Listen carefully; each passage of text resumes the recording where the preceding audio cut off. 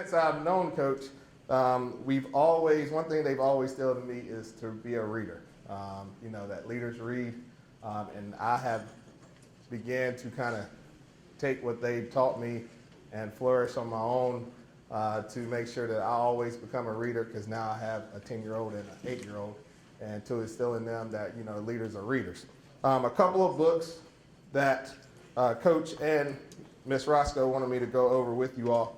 3 of them are actually from my library, and 2 of them from Miss Roscoe's library. But before we get into that, Miss Roscoe wanted me to read something to you all before I started my talk. She wanted me to share with you some background information on Leaders Read. In 2008, when she got a copy of the Ohio State's preseason notebook, it gave her an idea to use books on leadership and motivation with our coaches and players. It was extremely successful for us, and we have read and used over 150 books since. At previous conferences and each session, we always go over what we read and how we use them with our teams. She says you can contact Coach if you're interested in any of this information. Today we're going to share with you our 2023 book recommendations, and then she has a list that she's going to give out of this year's books, last year's books, and if you want the full list, she says, of the 150 books, to contact Coach, and he will make sure you get that full list of books. My first recommendation book is called Do the Hard Things. It's by Steve Magnus. He's a performance and mental wellness coach. A lot of what the book about is about performance and mental skills. Now, mental skills as in mental toughness. He talks a lot about mental toughness and how it's not an external. A lot of people think about mental toughness and external things, but he talks about internal and how to develop your mental toughness internally. His book actually, which is good, and what I like about it, because a lot of people write books and they just kind of gibber and jabber and that kind of thing, but he actually puts like scientific research behind what he's talking about in the book, and then how you can apply that to be a top performer in your field. He wants you to, in the book, he really talks about how you need to make sure you understand that mental toughness, again, is an internal development thing and not an external development thing. And I'll give you a personal story here in a second. But the message I took from the book is our proudest moments come from our hardest experiences, and to embrace reality and embrace difficulty, but knowing that we need to respond instead of react to the difficulty. I was just talking to my AD the other day, talking about mental toughness, and he was asking me how my track team was going. And I told him, I try to be, I'm as humble as I can be. We're doing okay, but actuality, we're trying to go, be honest with you, we're trying to go for our 7th now, I guess, right now, Coach, our 7th state championship. We're ranked 2nd right now, so we're trying to get that done. But we're doing okay. It's just okay. But I told him, I said, the thing that I learned with this group that other groups don't have is the mental toughness piece. And I said, I never thought, and I've only been coaching for 15 years now, but I said, I never thought I would actually have to teach. That would have to be one of my lessons with my team about how mental toughness. I said, and I told him, I said, when people get hired now, I said, I'm assuming that's going to be one of the questions in the interview process on what's your process to develop, or what's your teaching methods to develop mental toughness with your team. I said, so I would tell all my athletes who now go into coaching, I tell all of them, I said, that's one thing you definitely need to develop within yourself, is how to teach people how to be mentally tough. Because, after COVID, I don't know what happened, but it's just not there. I'll just be perfectly 100% honest with you. And it's just the process we're going to have to do, is teach our kids, as well as X's and O's, and how to do certain things, how to develop mental toughness within themselves and their environment.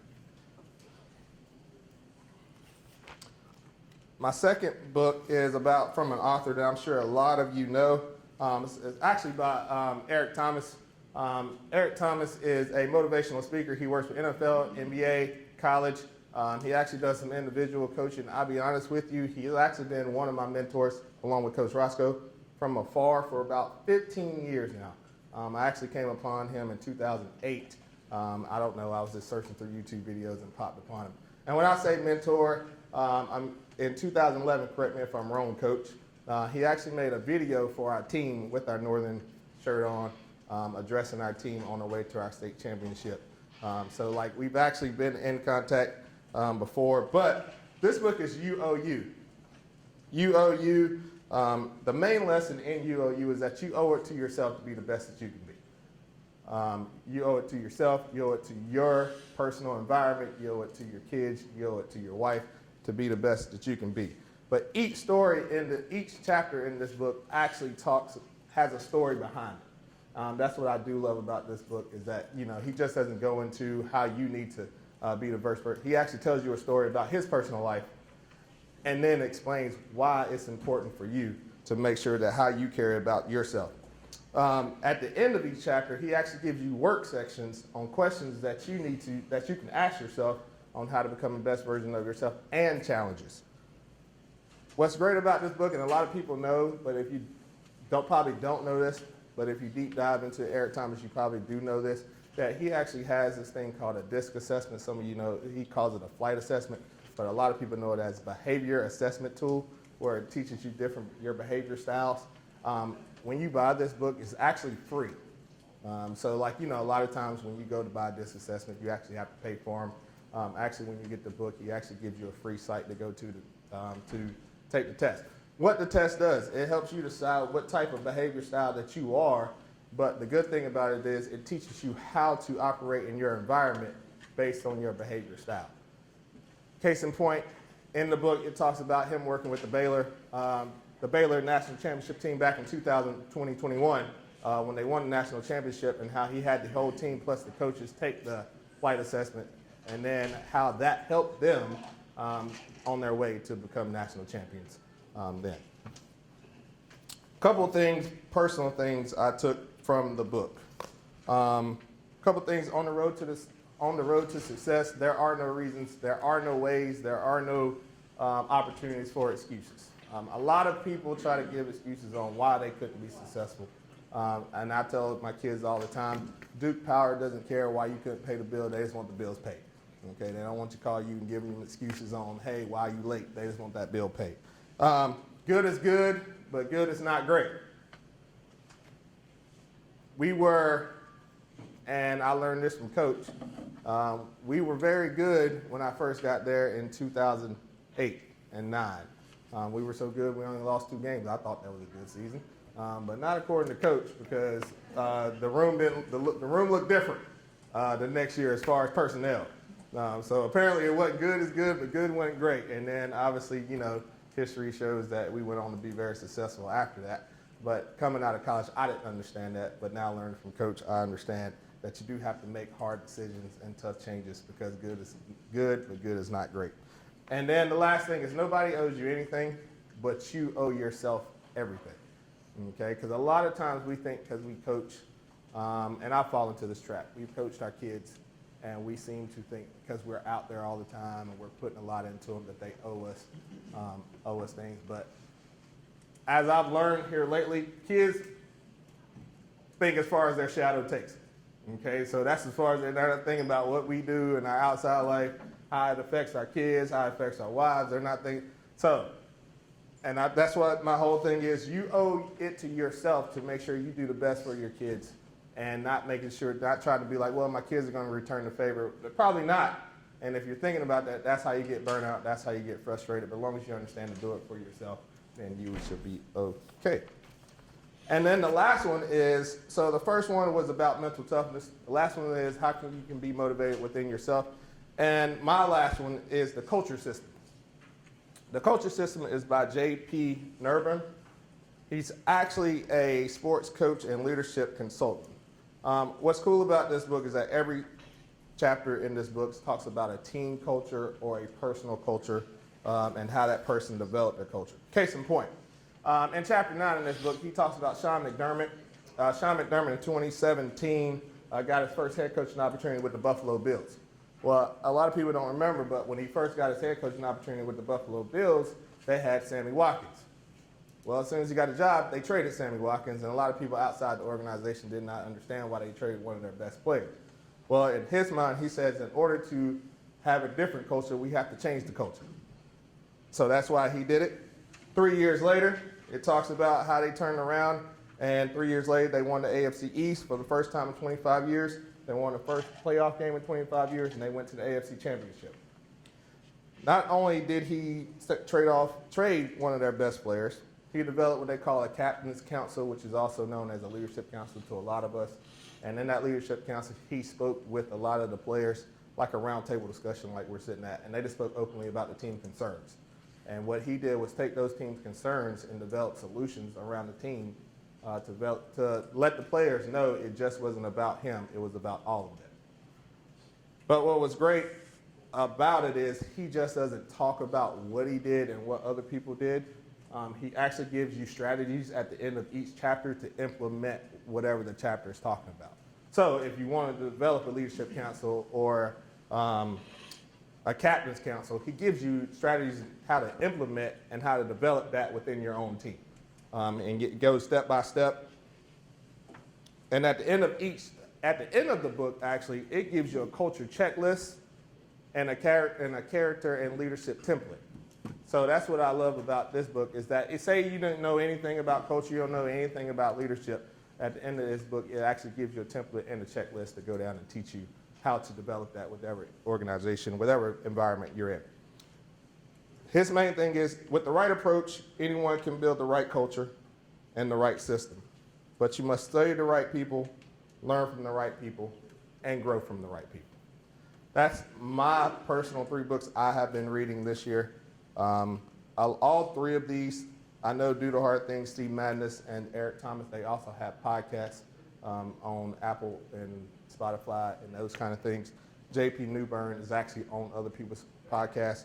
All 3 of these gentlemen actually have free newsletters you can sign up for that you get them weekly. If you want to, if you decide not to get the book, you can still get a newsletter for free. Ms. Roscoe wanted me to share 2 of her book recommendations with you. One of her book recommendations is Burn the Boats by Matt Higgins. She says, Matt Higgins is a successful business investor, a shark on Shark Tank, an executive fellow student in Harvard Business School, and a former executive for the New York Jets, as well as a vice chairman of the Miami Dolphins. Ms. Roscoe was interested in the title immediately because when she asked one of our former players at Virginia Tech what's the best motivational lesson he had learned in college, he replied, burn the boats.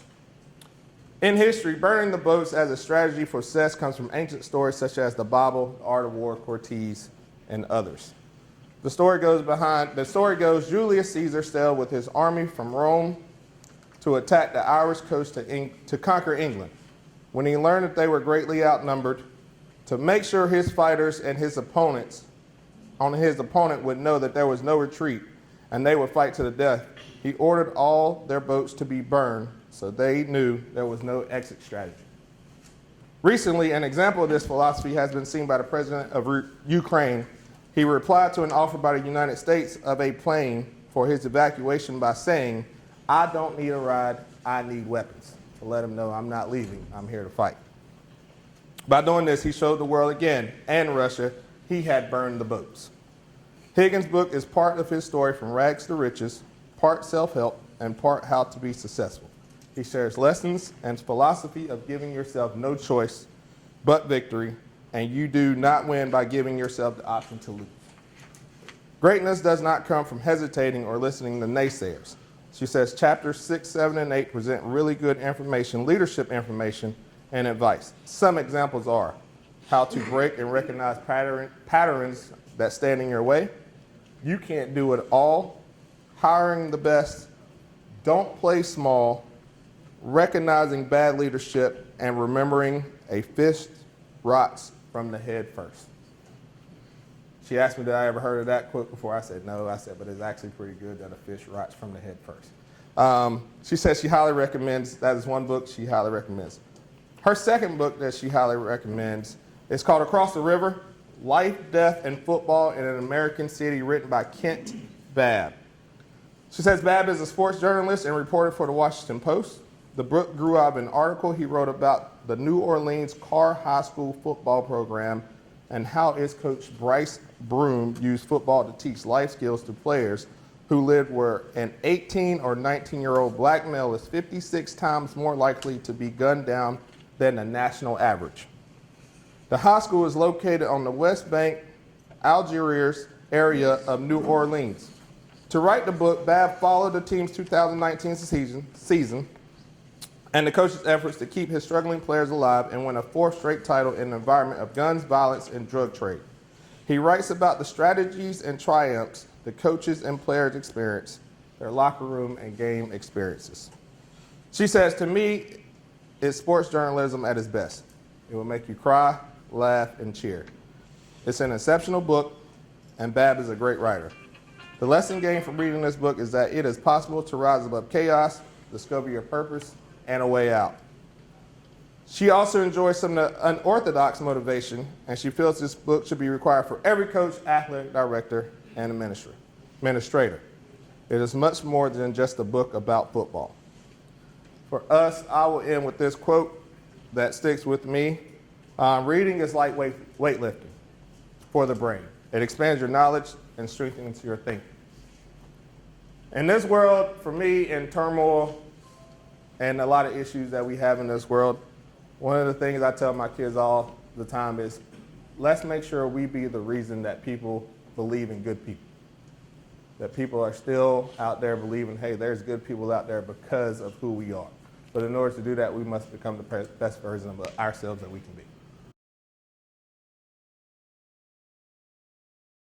Started reading a long time ago. Coach asked, when do we find time to read? And that was one of the things I was going to kind of talk about a little bit. I do most of my reading during Christmas break.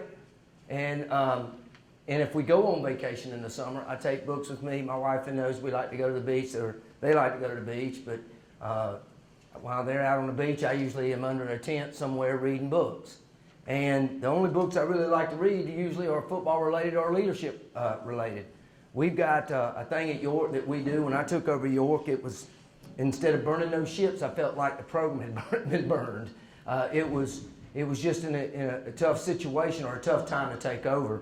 And when a lot of the things that I've read and done since then have to do with leadership, character building, things of that nature. Because that was the problems that we had and still have, but we're working on them. The book that I'm going to talk about today, and just the reading list I had this Christmas was Stick Together by John Gordon, The Leadership Playbook by Jamie Belcher, and the one I'm going to really talk about today is The Twin Thieves, and it's by Steve Johns and Lucas Jaden. And I think it's on that list. The Leadership Playbook wasn't on that list. I didn't tell Miss Jane about that because I knew she'd ask me to speak some more on different books. And of course, Stick Together by John Gordon. All those have to do with character building, basically, and reasons why people fail. And that's really kind of what The Twin Thieves is about. I like to read books that are kind of sports fables, but have a message in it that you can learn from that message. And this one is a fable about a football team that's been close every time, but they can't quite get over the hump. And one of the reasons they can't quite get there is because of the twin thieves. And basically what the twin thieves is talking about is the fear of failure and the fear of judgment. And the reason they're called twin thieves, thieves because they rob us from our potential, and twins because they look so much alike. You don't know which is which, all right, a lot of times. And most people have a little of both. And I had a quarterback, I've had a quarterback the last couple of years that's been a really good quarterback for us. He can throw the ball, but he doesn't throw it all the time when he needs to throw it. So I started diving into that with him. And what I basically found out was he was not afraid to fail. He was more afraid of the judgment which came from failing. He would not throw the football at times when he could throw the ball because he was afraid that he was going to throw an interception and everybody would see it, and everybody would make comments about it. So we had to talk through that, and we've been constantly talking through that, but that's a fear of judgment that leads to basically a fear of failure. So that's what this book kind of addresses. It talks about the different ways of addressing that. It talks about the character issues that are involved with that. And really what it dives into towards the end of the book and what it really explains about is how much love has to do with that, or not being loved. I know that as football coaches, a lot of times we don't talk about that a lot with our football teams, but that's something I tell my team every day. I tell them every day. I tell each kid every day. And I think we all need to do that because most of our football players don't hear that a lot. And the first time you do it, the second time you do it, they're going to give you a funny look. Next thing you know, they're all telling you they love you too. So they don't have that a lot of times. And I think this book goes into that. The guy that wrote the book actually is a relationship guy. And that's what winning's about. It's about building relationships. And he's a relationships guy. Steve Johns, the last 100 games he coached, he lost 3 games in the last 100 games he coached. And basically, what it boils down to is he had such a good relationship with the kids on his team.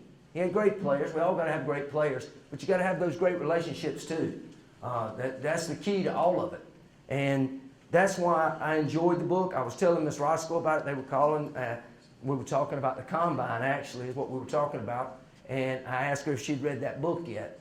And that's how I got put up on this podium today, was because we were talking about this. But I think it's a great book. I think the Leadership Playbook's a good book. I read another one that I read during the December break was 2% Way, Myron Roll. That was on the recommendation list last year. That's what I do a lot of times. I take that list that she puts in there and I just start reading them. And it is hard. It is hard to find the time to do it. My way to unwind at night is I'm either going to sit down and read some, and I try to make sure that I plan out some reading, or Netflix. I got to get away sometimes from stuff. My wife makes fun of me all the time because I watch some of the weirdest things on TV, but I got to do it to get away from it. And I think we all need that at some point in time.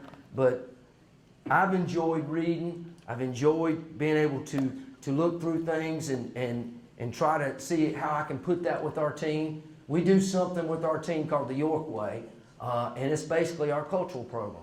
And it's about 130 slides, PowerPoint slides that I go through about 4 a day, 5 a day, and we do it the first 15 minutes of our weight class. And it's stuff like respect and discipline and all the different things that go along with our character model, which is basically, which most of us probably use, is the old John Wooden model. And I just go through that each day, and we spend a little time. We have exercises with it. But these books that I've been reading have helped me develop that and turn that into something positive for our young men. Before kids, I read whenever I felt like reading. But as I've said in the past, and I've told my kids now, my kids are the reason I get up early now, because I fought, I tried, I struggled. I fought, I tried, I struggled again. And what I mean by those is that when I first had my son, I tried to get up when he got up, and hey, he's going to have his bottle, he's going to eat whatever, I'm going to have time to read, and that kind of thing. And what I learned from that fight and struggle, that is not going to happen. Because if you have kids, if you don't have kids, or if you have kids, you know what I'm talking about. If you don't have kids, you're going to learn.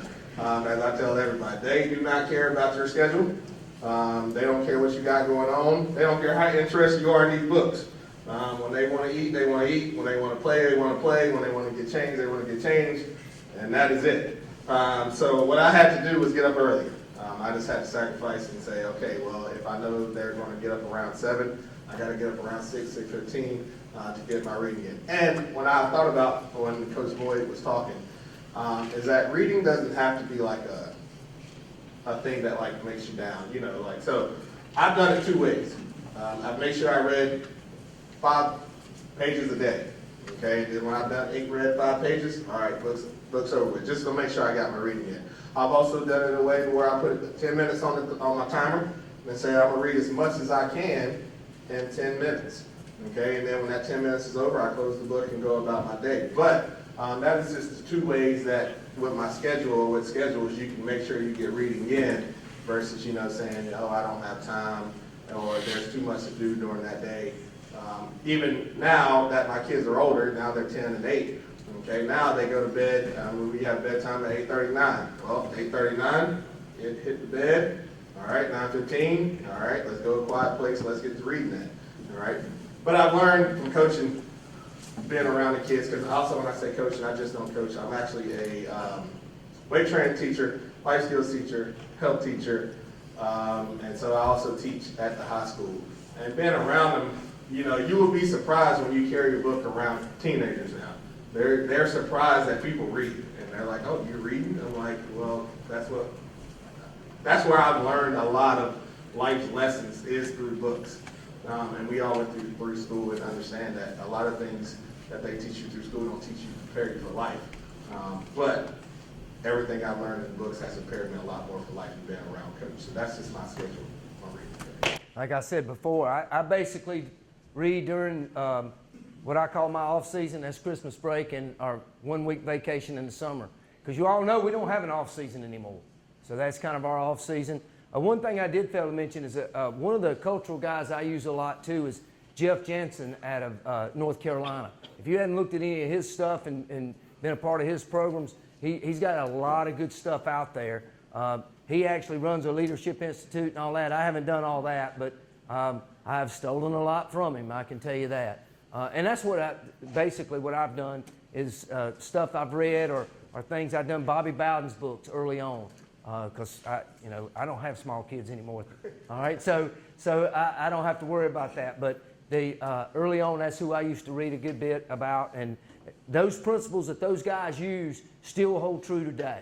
And I use a lot of his stuff still to this point today. But I just try to take any spare time that I have, and if I'm going somewhere on a flight or somewhere, I'll read whatever I can do to try to get as much reading in as I can. I try to do, because I don't have the answers. The answers I just beg, borrow, and steal from, and hope that I can put it together in the right way for our program.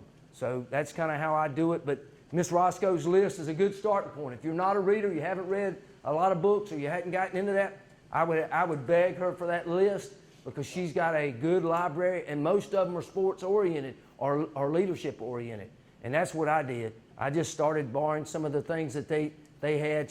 Some of the lists that she had, a book she had on the list, and just took off with it, and it really helped.